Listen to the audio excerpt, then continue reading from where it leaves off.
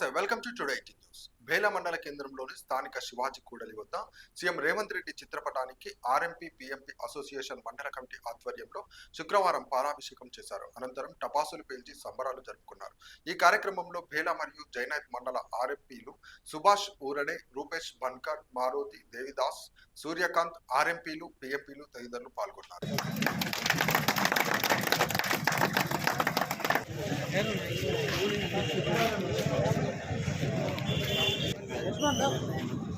నేను ఇదివరకు ఎట్లా పోలేను కదా.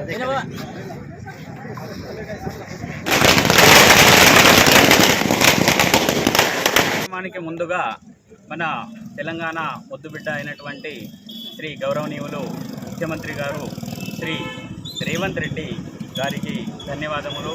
తర్వాత మన హెల్త్ మినిస్టర్ దామోదర రాజనరసింహ గారికి కూడా ధన్యవాదములు. ఎందుకంటే గత కొన్ని నెలలుగా మా మీద అనేక రకములైన ఒత్తిళ్ళు ఉన్నాయి.